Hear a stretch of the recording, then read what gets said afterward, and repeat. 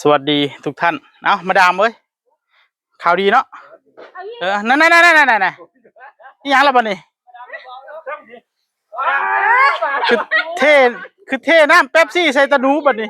มันก็เป็นดากุ๊บมาสิพี่น้องทอดทำไมแสดงว่ามันแข็งใช่ไหมนี่มาดามพี่น้องเอ้ยเฮ็ดอันน้ำเป๊ปซี่เป็นดากมันปูเนาะดากมันโดนแข็งมานะโจโกอยู่เดี๋ยวเราก็จะมีข่าวดีถึงมาดามนะท่านเดี๋ยวเช็ดก่อนอันนี้ถือว่าเป็นแค่เคลื่อนที่เนาะแค่เคลื่อนที่เรือนบ่ต้องยกนั่งได้บ่นี่ฮะสิรับหลายรอบแต่ละวันนี้มีข่าวดีนะมาถึงมาดามนะท่านหลังจากที่ทุกคนดีกันหมดแล้วนะเหลือมาดามนะเหลือมาดามเมืองโพนะเราเขารับก่อนนะแมนสวัสดีครับทุกท่านมาเจอในพื้นที่แล้วก็มาดามนะมีข่าวดีนะจากผู้ใหญ่ใจดีนะท่านนะคุณลุงแฟรงค์เนาะนะครับใช้ชื่อนามว่าคุณลุงแฟรงค์นะเคนดีนะท่านมอบเงินให้ทุกคนนะคนละ600 บาทนะแล้วก็ร่วมทำบ้านนะให้กับพ่อแม่ด้วยนะแล้วก็ให้ผมแล้วก็คนบ้าเห็ดนะไปแล้วนะท่านทุกคนก็ได้รับหมดแล้วนะก็เหลือแค่มาดาม1 คนที่ยังไม่ได้รับแต่มันไม่มีเงินสดแล้วขอสแกนได้ไหมได้ค่ะมาได้อย่าสแกนเอามาดามพี่น้องเอ้ยเนื่องจากเงินสดหมดแล้วมันขาดแล้วเด้ปุ้นไปนั่งตัวปุ้นท่านได้ขาดอูขาดจะได้หามคุณอูขาดความจำเสื่อมได้บ่นี่เลยเนาะรับเงินเตรียมพร้อม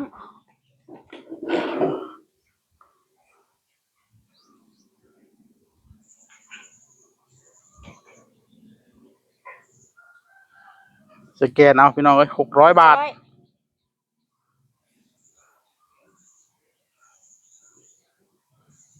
เรียบร้อยนะคะ600 บาท600 บาทนะท่านนะคะโอเคเรียบร้อยดีนะกราบขอบพระคุณมากๆนะคะที่เมตตานะคะสาธุขอให้ท่านมีแต่ความสุขความเจริญสุขภาพกายแข็งแรงนะคะร่ำรวยสาธุค่ะขอบพระคุณมากๆนะคะขอบคุณครับนะดีใจนำทุกคนพี่น้องเอ้ยจะได้มีแห้งเฮ็ดงานลุยงานนะทำดีต่อไปนะ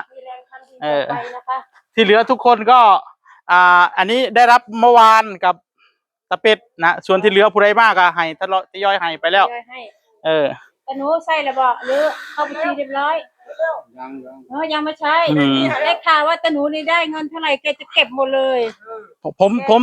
ผมสัมภาษณ์แกแล้วเมื่อกี้นี่ทำไมจะไม่รู้ล่ะนักข่าวนักข่าวช่องเจ็ดว่ะช่องเจ็ดคิวคือตะหนูนี่ได้เงินปุ๊บเนี่ยแกจะเก็บนะแกไม่ค่อยใช้นะใช้ในยามที่จำเป็นนะตะหนูเนาะผมสัมภาษณ์แกแล้วเมื่อกี้เนี่ยสาเหตุอะไรนะเมียเก็บเงินบ่อยู่เมียมีเท่าใดใช้หมดผู้ใดเอายังมาขายซื้อหมดเงินนะผู้ใดเอายังมาขายกายหน้าเฮือนเอิ้นเขามาหมด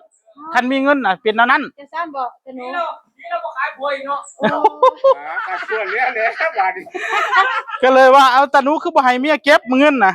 เมียเก็บบ่ได้เมียซื้ออย่างเดียวว่ะ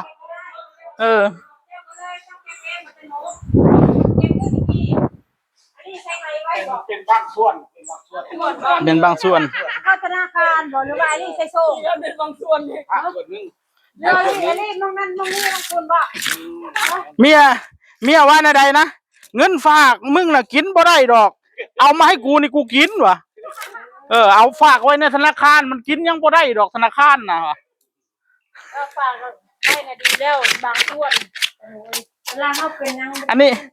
นี้ในความคิดของอันเมียเล่าเนาะก็เราเคยคิดแบบนั้นเราคิดว่าเอาเงินฝากธนาคารไว้เห็นยังมันซื้อกินบ่ได้เอาออกมาซื้อกินซะมันกินได้ กินบ่พออิ่มก็บอกให้มีอะไรก็ซื้อหมดถ้ามีคือไม่ประมาณตัวนะ เออ คือคอยต้องซื้อคอยต้องอยากได้ ประมาณ มัน ใช่ระเบิด หมดแล้วเนาะบัดยามเจ็บไข้ได้ป่วยก็จบเลยหันหน้าไปหาไผบัดนี้เงินก็ถูกต้องแล้วตาหนูนี่โอเคแล้ว ความคิดเราดีอยู่ เราฝากเงินเอาไว้ส่วนหนึ่ง ใช่ค่ะ เออ อันนี้คอยใส่ร้ายก็เก็บละ มีหลายใช้หลายเมีย ส่วนมากจะใส่มากก็เก็บ โอเคครับทุกท่านฝากไว้เท่านี้ เจ้าคุบเอาวัน สวัสดีครับ คุบเอา